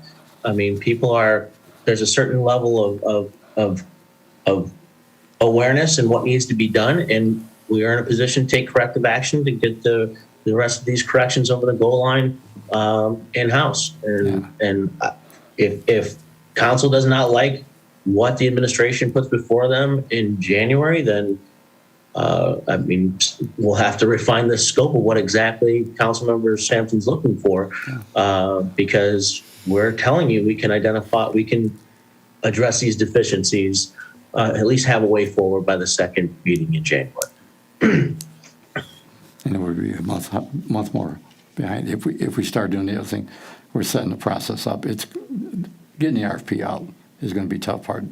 Probably the second meeting in January, we should have the RFP done of what we're going to send to people. That should be done then. If we wait, we're going to wait until February, March, maybe April. We're going to be in budget season. We're going to have a lot of good reasons, a lot of good excuses why we can't get it done. Let's start somewhere and show the people in Clawson that we. So who's going to establish this RFP?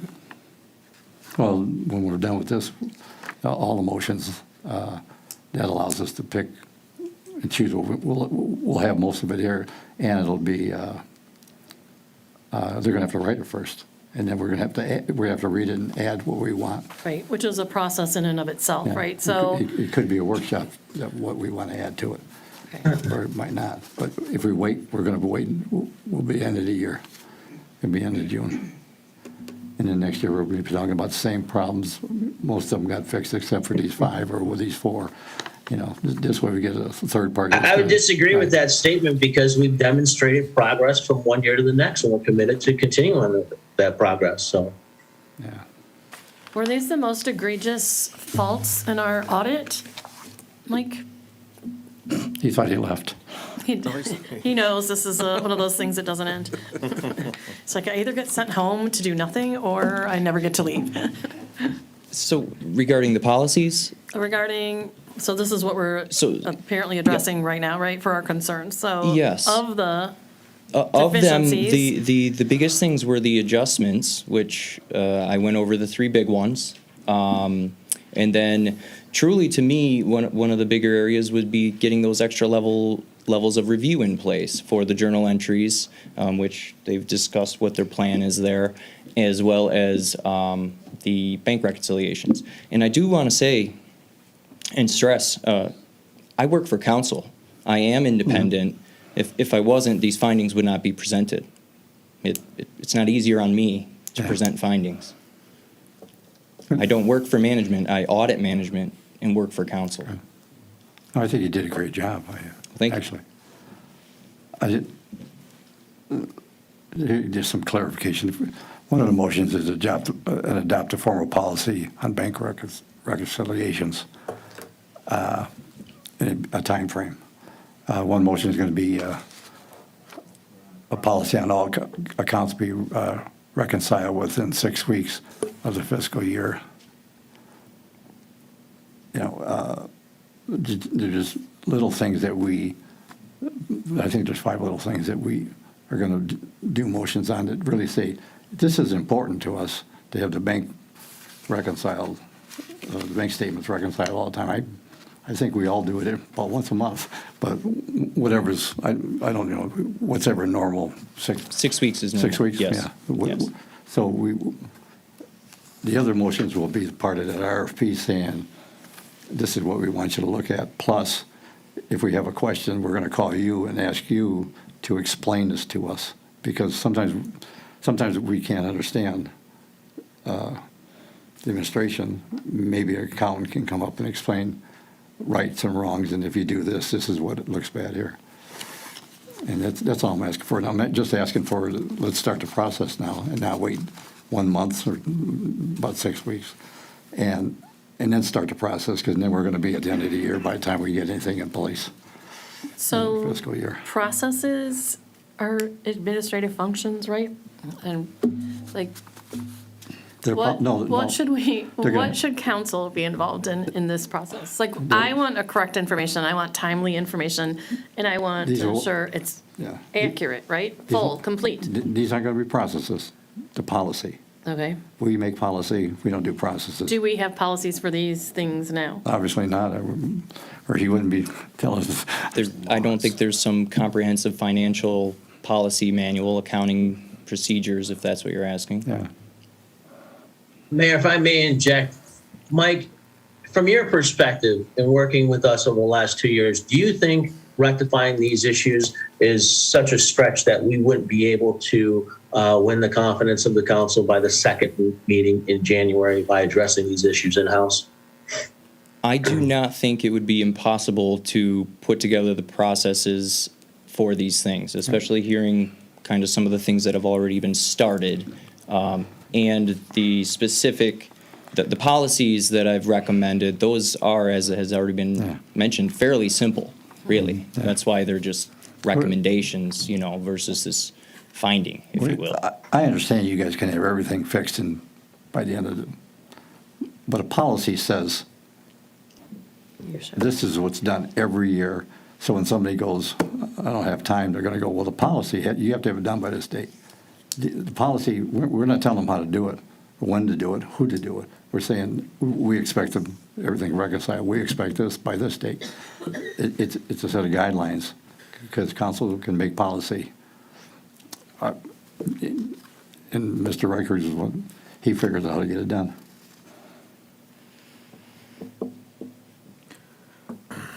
If you're going to hold off on the RFP until after they come back, administration does what they've been asked to do. That's all I'm looking at, is to making sure that, I don't want to have the RFP at the same time as what they're doing right now. If obviously they come back and we're not satisfied, that would be the trigger for that. Yeah, let's call them up. Well, and Lou, one thing, whenever you have an audit of any kind, when the auditor shows up, day-to-day operations tend to slow down. because people have to respond to information from the auditor. That's a normal course of a normal audit. I don't know that adding a second layer and that's going to help the efficiency of City Hall. So if we could hold off on that, I'd really. think that'd It be may good. help the efficiency because we're not going to have them write the policy.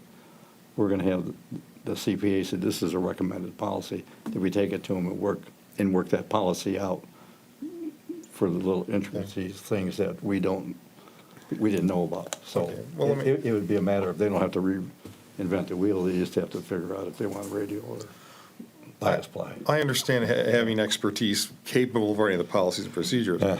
but I asked Kelly flat out, do you possess the staff and the in-house expertise to write the policies and procedures we need? Her answer was, Kelly, yes. Am I correct? Yes. Okay. Now, Mr. Roca has testified that in the last year, he's seen significant improvements over last year.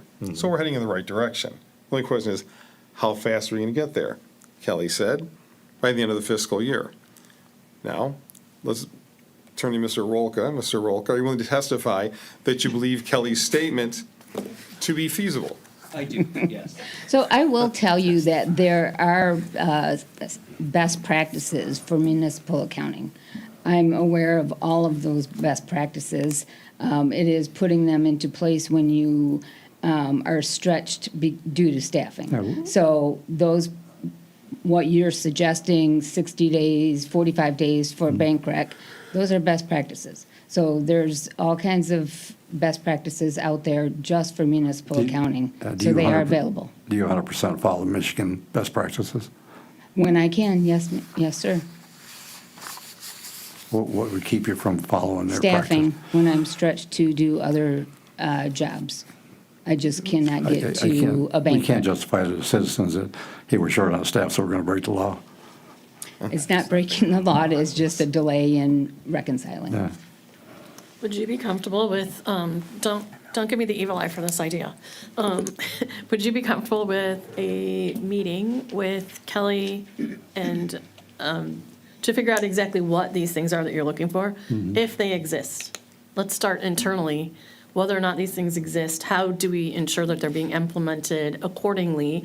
And then if you find there are serious deficiencies, then we proceed with this. And I know it's another time frame. No, then you missed that part of none of us are CPAs. We need a CPA to ask her the right questions. When she answers, you got to take it for 100%. I mean, because I don't know. She's not going to lie to me, so it's probably right. So then what if we do that, but but a we have a CPA will be able to say, consultant in? you can't do this and We this. We hire a consultant, a CPA consultant to come in when we have that conversation, who is versed in municipal finance.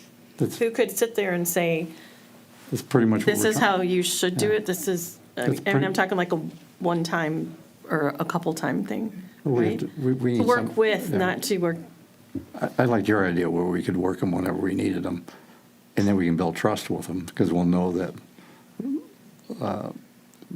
we're going to pick him. We hope he knows what he's doing, or she, or whoever it is, but you build confidence with them, and then you can call them with that dumb question I want to have. I'm going to have a lot of dumb questions, and they'll be able to say, no, this is how you do it. And you can trust it because he has no skin in the game any place in this room. yeah, no. Okay, if everyone's kind of where they've been, let's take a vote. Yep. Are we ready for a vote? Councilmember Sampson. Yes. Councilmember Shepherd. No. Councilmember Anderson. No. Mayor Milan. No, Motion fails. but I'll relook at it after. Well, we're just trying to take care of the money of the citizens, so it's your call, guys. Well, I think you're trying to do something good. I just think we need to give them the opportunity to show that they're already doing good, and then if not, then we move forward.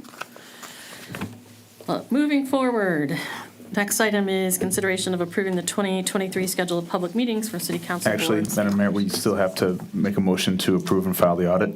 Oh, yeah, that. I'll make a motion to to Receive and file the audit. It's not approve, it's receive and file. the I'm sorry. audit, no approval. Just didn't want to miss Yeah, that. receive and file, no approval, Receive and file. with no approval on there. I mean, because we don't approve it.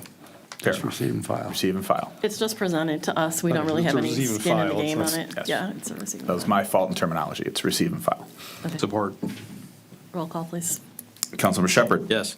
Councilmember Anderson. Yes. Mayor Milan. Yes. Councilmember Sampson. Yes. And thank you for the promotion. It's twice Thank you. today. What's We going have on? received and will file Your pro temp our thing. audit. Just has my head Next spinning. next up then is consideration of approving the 2023 schedule of public meetings for city council boards and commissions. So you refer to the minutes of this. No? Hold on, let me get there. Okay, it is required by the Michigan Open Meetings Act that governing bodies annually adopt a meeting schedule for all boards and commissions, which come under the act. Please note that the first meetings in July and November fall on Independence Day and Election Day, which would therefore push the meeting back a day to Wednesday. Having the meeting on that Wednesday is not a requirement, but per the city clause and charter, there must be 2 meetings held by the city council per month. The city council may wish to schedule that meeting for a different day, as long as 2 regular meetings are conducted by the city council. So moved. Well, do you want to, which day do you want to do? Do you want to do that Wednesday, or do you want to move it to Thursday? It's a suggestion that it might be a busy recovery Wednesday after the 4th of July. I like the Wednesday just to get, I like the next day just because then it's over, Just, but I don't care. that just came up in conversation amongst everyone, that, you could always move it again later if you Yeah, wanted to, but. let's just go the next day. Like if we move a holiday, let's move one, let's just move it to the next day. And then if we need to schedule it different, we schedule it different. Does that make sense? Makes Then we're it down, Bobby. consistent. I'm just checking my calendar. I already July have 5th, November 8th. an obligation from the 8th to the 15th. So, which if we do before that, we should be fine. Roll call, please. So we're just going to change July 4th to July 5th and November 8th, November 7th to November 8th, Yep. correct? Okay. All right, so meetings. And we had a motion. Everybody, Sampson. Councilmember Anderson. Yes. Mayor Milan. Yes. Councilmember Sampson. Yes. Councilmember Shepherd. Yes. We have approved our schedule of public meetings. Next up will be consideration of the first reading of an ordinance to govern construction site maintenance.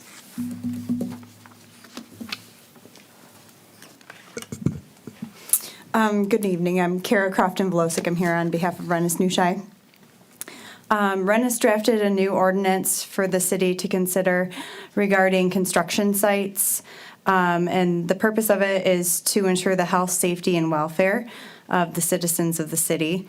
There's several items in there, but it has to do with fencing construction sites and maintaining sidewalks, keeping the grassy patch between the road and the sidewalk clear, and also things about loading and deliveries and keeping that away from residential homes. If you have any questions? I guess one question I have is, what type of policies did we have and ordinances do we have in the past that requires this additional one? I think we haven't had a motion We first. haven't had a motion yet. You have to have a motion first. I'll motion to approve the first reading of the ordinance to govern construction maintenance. I'll support. Thank you. Now we can talk. All right. So yeah, so my question is, what was done in the past? Are we superseding an ordinance or just adding on? I apologize. I can't say for sure, but I believe we're just adding on a new ordinance. I don't think it's superseding it. I don't think there was anything wasn't there. one. Okay, so you could make noise at midnight with a machine if you No, want? no, no, noise ordinances are separate. Yeah. Yeah, you can't work after Yeah. 7. There have been a lot of concerns lately about some projects that have taken exceedingly long times to commence. And, lumber sitting in the yard for 8 months. I'm giving a number, but I don't know. I would be willing to bet there's one property that's near me that I drive by every day that will have damage in it because it's been open to the elements for so long. I can't imagine that it's going to be good. But the idea is to make it so that it's not a problem for the neighbors and that things can't be living underneath the things that they've left on the front yard forever, and to set up timelines that things have to be moved out of the way. So it's long and hard in coming, and another thing for our enforcement people to address, but a really good thing for our neighborhoods. Madam Mayor, that in fact is the nexus for adding this ordinance to the agenda. I think you're alluding to those two partially built residential units, single-family dwelling units in two different locations, and then also the initial development PUD over on Roth, I believe. But they now have their site secured, coincidentally to the specs that we're looking for. I hope this goes beyond just getting a site secured. Like, I understand construction delays, and we're kind of in the normal portion of the world right now, where we just should not allow people to have porta potties sitting outside for 10 months when no one's working on a property, or big slabs of wood for interiors or whatever. At one point, one of these places had a pretty good pile. If I had little kids, I bet they would have been over there, because it would have been fun. And then also the buildings, sometimes the buildings were open and to trespass. So just something we need. Well, like the city manager said, there's two homes that, Yeah. I don't think they're going to get finished, are they? No, they're tied up in litigation right now. Yeah. And probably the damage to elements is I wouldn't be surprised if they have to be demolished at some point. Oh, Yeah, and one of the other concerns that I had regarding construction was limited barriers for excavation of basements and foundations, that literally in some places it was just yellow tape, or it was a vinyl perforated short fence, and that was it. So yeah, I appreciate this. Yeah, the fencing regulation, I think, is very helpful for a lot of the concerns that have been addressed. Does it ask for steel fencing? Yes, metal fencing, 6 foot. okay. Roll call? Mayor Milan. Yes. Councilmember Sampson. Yes. Councilmember Shepherd. Yes. Councilmember Anderson. Yes. I will publish this for the next meeting, which will be a public hearing on January 3rd. Great, thank you. Okay? Next item on our agenda, it will be discussion of the minutes from the previous meeting that we moved to item 9D. Councilmember Anderson, you had concerns? Yeah, just a couple, just clerical errors. In section C, well, there's 3 motions, one in C, D, neither, in which the names of Councilman Shepherd and Councilman Sampson were interposed. Because Councilman Shepherd was present, Councilman Sampson was absent. Where is this? It'd be motions 158-22. 58, Milan, Anderson. Oh, got it. Okay. Done. And also 159-22. Because those are the two that are copied right over. Okay, copy paste, it's a Yep. curse, I know. And 160-. Yep, the last 3. I see it. Okay, yeah, I see it right there. All right, I can make all those administrative changes easily. No problem. Great. Then we'll Good move catch. on I'll move to, to, oh, sorry, yeah, I've got a vote. I'll move to approve the minutes. Thank you. Support. Roll call? Hang on. Support. We are on Councilmember Sampson. Yes. Councilmember Shepherd. Yes. Councilmember Anderson. Yes. Mayor Milan. Yes. Thank you. Thank you. Next up is old unfinished business. Does anyone have any old unfinished business? I don't think we do. Good answer. We'll move on to number 11, which is public comment. If you would like to discuss items that are not on the agenda this evening, please come forward to the podium, state your name and address. We'll allot you 3 minutes. I'm bringing some. Yay.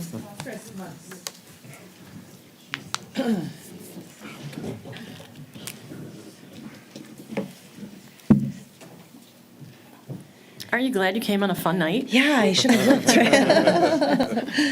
Thank you, Madam Mayor, Council.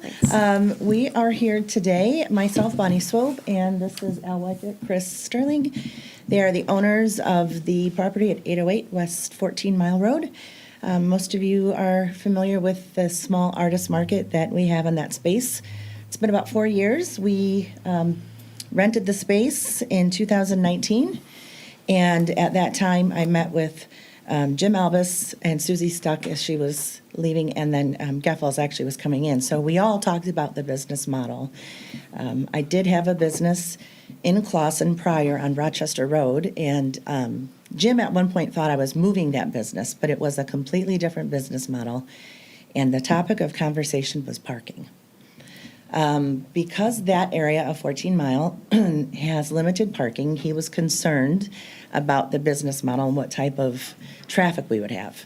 So we looked back and we looked at old site plans and previous businesses, and when there were like businesses vacating, somebody else came in, they didn't require a new site plan review, although I did come into the city and we did discuss it all. We determined at that time there were 2 parking spots in front of the building and a handicapped, also 4 on the street for public parking, which was adequate. Over the course of 4 years, the parking has been a complete nightmare for us in that location. By no fault of ours or Jim's or any of the things that we did, it's just a very successful little spot for local artists and the community to shop. We have, at any point in time, over 30 to 40 artists in the city and surrounding cities that bring their items in and sell. When it gets to Christmas time, people like to shop and support the local artists. December's really the only time we really struggle. But when I say struggle, I mean neighboring businesses have made metal spikes and spiked my tires, which are now in the police department's files, which we had proof that they were manufactured in the facility near us and intentionally put in my tires. We've had neighboring businesses, spouses come in and yell and physically threaten the customers in our store to get the cars out of their parking lot. We have had a number of things happen where surrounding business owners have come in and demanded that the customers leave the store immediately or they were going to call the police. They have called the police. The neighbors down Kinross gathered and threatened a petition to have the store removed. After some investigating last year, I found out the street parking once existed in that area for the 5 little businesses right in that 800 strip on 14 Mile, but they were removed during a grant that the city had some point in the late 90s, a cityscape grant, and they took away the access to the front parking in front of that building, which limited all of those businesses. There's no public parking in that area. Those 5 businesses in that strip have no front 14 Mile parking anymore when they put the grass in. So we have tried to look back and see when that happened and I can add to that too, how it Bob. happened. Sure. And I'm just real quickly, you have photographs I gave to Nick. Nick has helped me with this in the past. We keep looking to see when and how and why that parking was taken away. And I'm going to give you these photographs and let him go ahead and finish his part of the story. So I'm Al Weichert. I live at 358 South Byward Avenue in great city of Clawson. And I get called when there's a disturbance there because I'm down the street, so it's just funny. So when Chris and I, They're all different pictures. this is Chris Sterling, he's a co-owner. We have to make pictures. That's where I look. We were buying the building. We bought it for a couple reasons, and one of them is because the grant that was allowed for the parking that's on the streets now was part of it, was going to be on our building too. So, but that got brought back, so we lost all that parking that was promised to us, or we wouldn't have ever bought that building. We bought the building, it was auto garage, so it looks nothing like an auto garage now. So 3 bays, a lot of money into it, refurbishing it, building it back up, new roof, the whole deal on it, and still we have no resolve to parking. So we've even offered, to put parking on the street in front of the building at our own expenses. And for some reason, that can't happen either. We're not understanding why that can't happen. So all of these businesses, if you look at the history of those businesses in that strip, they go out of business, right? There's a lot of turnover there because people can't park.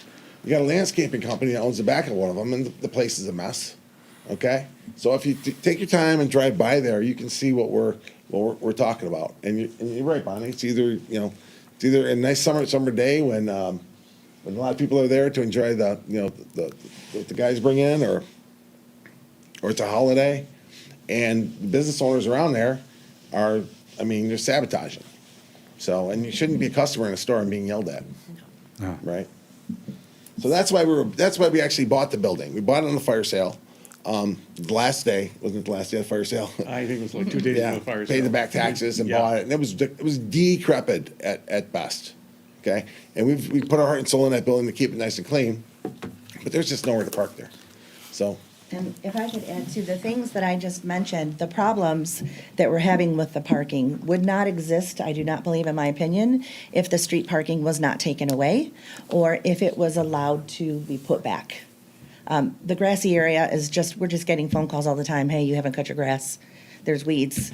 All those businesses there, it is not benefiting any of the cityscape, I don't believe, in any way. There are people that like to shop. There's 5 businesses there. There's a gym, there's a dog training company, there's other people that are affected, but there's no place for anybody to park, so they have to go on the street. Then the neighbors are coming in, walking around with petitions, they don't like us on the street. It's only several, a couple times during the year. yeah. Most of the time, it's not a problem, which is why Jim approved it when we talked about it. But the street parking, if we could just get some help finding out why that was taken away, and if it could be put back, because that would solve all these problems for those guys. It was my understanding that those businesses and everything were light industrial, and the master plan was shifting from light industrial, requesting that these businesses become either office or commercial. And that's where we came in too, shifting that building from a light industrial building and aesthetically meeting the needs to shift to office and commercial for all those businesses. But the parking situation also changed, and it doesn't appear to support, what the master plan wants to do, making them all, commercial or office building, so. One of the images I gave you is a long aerial view where you can see all the way down 14, a good stretch of 14 Mile. And our block is really the only one that had all of that parking taken away, the access parking drives taken away. Everybody else still has the drives coming into their businesses. I'd suggest we turn this over to the city manager for some kind of solution. You guys do you ever make a drawing of what you thought would work? Just put it back to where it was. There's the pictures right there. Yeah, or do what they did down, in front of Bayless Tire and, everywhere else. I mean, it's just, those spots are just gonna alleviate so much pressure and people can come and go. Let's have them. And you gotta, I mean, when you look at the parking around here, right, on-the-street parking, it is always busy, right? Yeah, oh, It is- yeah. People use it, so it's not gonna go to waste. And you want these businesses to thrive, I would think. So that's another reason to come to Clausen. If you've ever been in the store, please come on by and check it out. I mean, these guys own the store, but, I mean. I think they've all been there. I've seen most of them in there, yeah. So we do that, refer to the city manager and see if they can work something out. Yes, so I actually spoke with Bonnie about this issue for the first time, very briefly before the meeting, and this is my first time hearing about the parking issue. I plan on giving you a call tomorrow, we can touch base and get going on that to see what type of resolution we can get to. I appreciate it. Yeah. And originally, in the original grant, when they were doing all the streets, redoing that, we were part of that, and that's why we bought the building. That's the reason we put our money into that building, because parking is needed. Yeah, I'll do some digging tomorrow, I'll give you a call and touch base with you tomorrow, definitely before the holiday. Thanks, Nick. I was hoping to get some sort of direction on how to get some answers and. We wanna resolve help it. you. Yeah, thanks, guys. Anything you can do for us, we appreciate it. Yeah, absolutely. Merry Christmas. Merry Christmas. Thank you, Nick, for heading that up. And thank you all for coming this evening. Would anyone else like to speak this evening?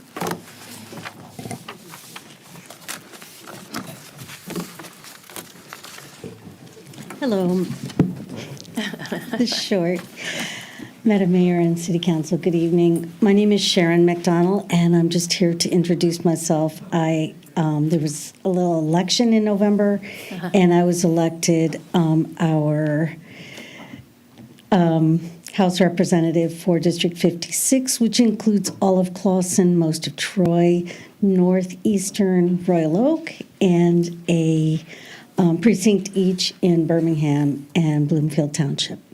I just wanted to say hi. I was just sworn in yesterday, so I'm very new, and I'm hoping that I can come and talk to you all about what's happening in Lansing maybe once a quarter. Oh, that'd be great.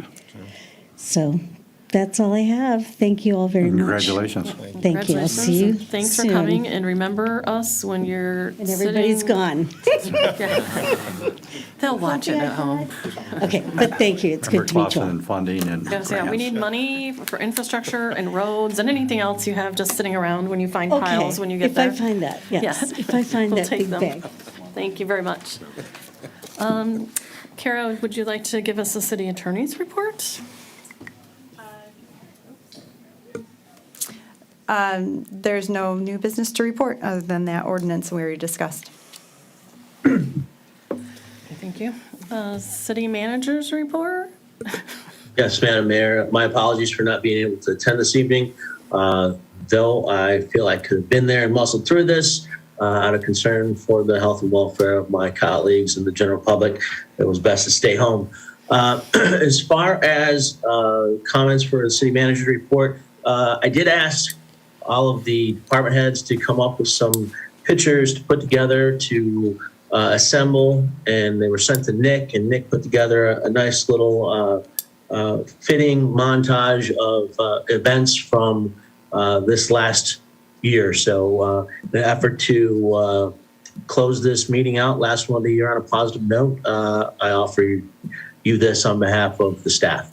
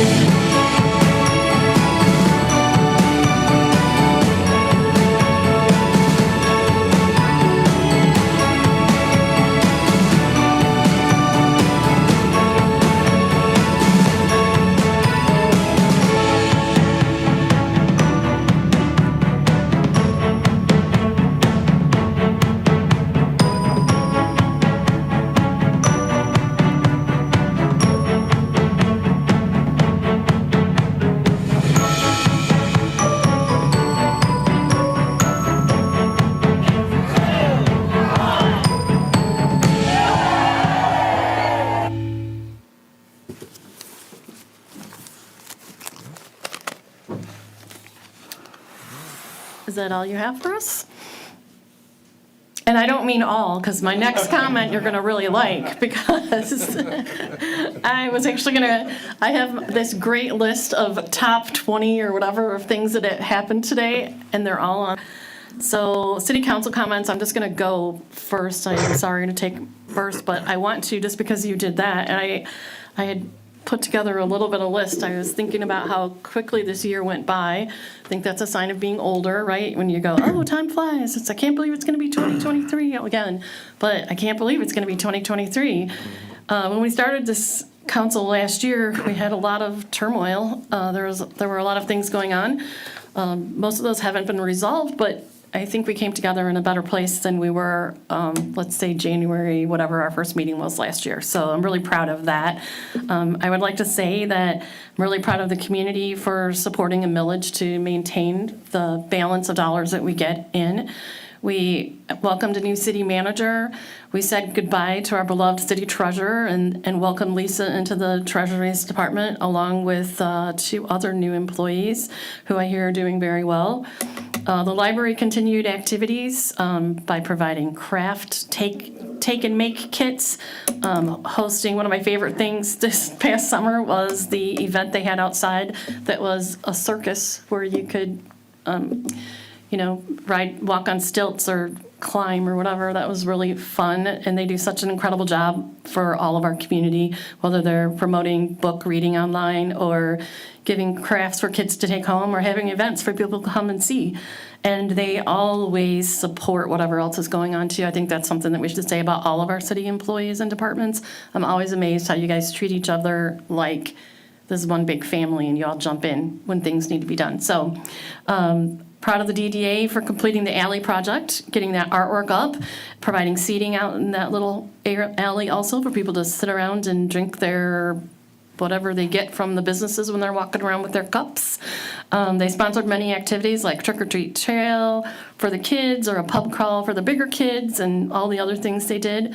Our Parks and Rec department worked with the fire department on the Clausen Fall Fest. The fire department was there with their trucks and lit a big fire and had cornhole contest that was extremely heated there at the end. They also participated in raising money and funds through the Goodfellows, and I don't know, every time you turn around, there's a fireman or a policeman there to support whatever activity's going on, and I think we should be grateful for that. We had the Trick or Treat Trail again after a little bit of a hiatus, and the people came back en masse, all those little kids and their parents. Must have been tired because they stood in line for a really long time. We participated with the police department in their Special Olympics run where they supported Special Olympics and were out on a really super hot day running. I'd like to thank Leah and the Historical Society for answering people's requests for information on Clausen and for having nice little exhibits for people to see. We had a bigger, better 4th of July festivities, the parade and the addition of the park festivities, and additional access to rides and games. And Clausen did not disappoint in not creating one little problem for us for that weekend. So for everybody, for the Lions car show where people came out again, welcoming Santa, the tree lighting, getting the clock up and running, for you guys coming in every day and doing what you do, and for the residents supporting all of these things. I just want to say thank you. I think we have a really unique community, and I really want to celebrate those unique things and the unique personalities whom we may not always agree, but I think we all have ideas and just want to do better and come together. So I'm hoping 2023 brings more opportunity for collaboration and to just grow all of these things that we could celebrate this past year, and we get back more to a normal, and that the normal is just good. So those are my council comments. And now I will, Councilmember Shepherd. That's a lot to follow. I know. That's a lot to follow, but I think I echo those sentiments and just wish everyone a Merry Christmas, Happy Hanukkah, and a Happy New Year. Excellent. Councilmember Sampson? Well, I'd just like to wish all the people that are going to hang up because we're going to go into a closed session. And I know you don't want to sit around waiting for us to come back, so Merry Christmas to City of Clausen and Happy New Year, to see you next year. Great. Councilmember Anderson? Yes, I think it's been an interesting year. I think we've made some progress. I know we've had our disagreements, but I think our agreements far outweigh the disagreements. And I think that's just the nature of human interaction. So I feel very positive at the end of this year, and I'm looking forward to next year. Nick, would you like to add anything? I mean, I think everyone on council touched on it. The video highlighted a lot of those same things. Just looking forward to 2023. Great. August? I just thank you, everyone, for open and honest communication and making me feel more welcome as my tenure grew here. We value you, August. And we love your outfit today. Can only bring this stuff out, a couple times a year, so. And We're glad. I skipped one part of my list, which was DPW. DPW, you guys are there through all of the good and bad, and you were there for the fun activities, but you unfortunately are there for when everyone has a hardship or to do the dirty work, and we couldn't run this community without you, so thank you for your work as well. So as was mentioned, we are going to we have consideration of going into closed session to discuss the litigation for the George Paul Georges versus Clawson City Council and the City of Clawson in accordance with MCL 15.268, Section 8E of the Open Meetings Act and Freedom of Information Act, MCL 15.243, Section 13.1G. Would someone like to make a motion? If you give me your paper, or so moved, for it. So moved. Support. All in favor? I just put the paper Roll somewhere, call? yeah. Yeah. Are we expected to come back and make decisions? No, We we do always have not to make come back decisions in closed session. and tell them they didn't. Yeah, that's what I wanted to know, if you let people know Oh, yeah. that we come back and make a decision. Sometimes they want to hang around, I don't Okay. know. We will come back to close the meeting. Yes, no matter what. Okay. Okay, roll call we're going into? Councilmember Anderson. Yes. Mayor Milan. Yes. Councilmember Sampson. Yes. Councilmember Shepherd. Yes. Great, thank you. And for whatever you celebrate, if it's Christmas, Hanukkah, Solstice Day, I don't know what these things are, enjoy it, find people you love and appreciate, and just enjoy. Thank you. See you in a bit. No. Feel better.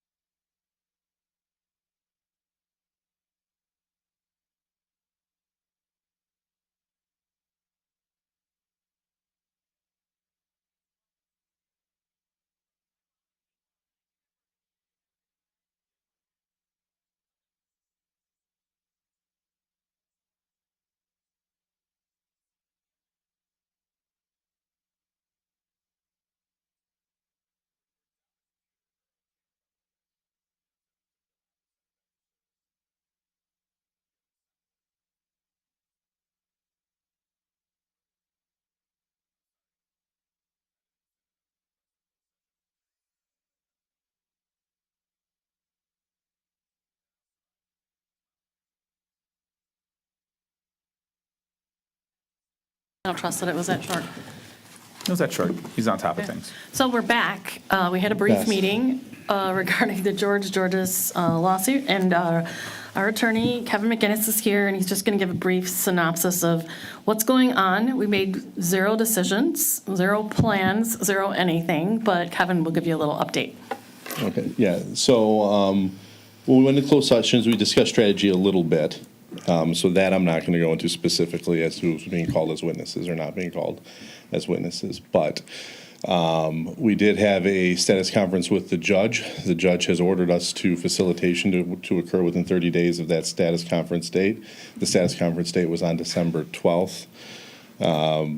He issued the order, I think, on the 15th. We're still. Don't worry about that. Okay. There's no one. So part of what we did was just come up with agreeing upon a date for that, and then the next thing we discussed was wrapping up discovery going forward as we still get ready and geared up for a trial date that's currently scheduled for January 30th. There's a final pretrial status conference set a week prior to that. So that's kind of where we stand right now and what's coming up down the road. Great. Thank you very much. Motion to adjourn. Motion to Support. adjourn. And on 3, we all say. Sampson? Shepherd? Anderson? Yes. Milan? Yes, and Merry Christmas all together. 1, 2, 3. always Merry say Christmas. Merry Christmas. Happy New Year. Happy whatever.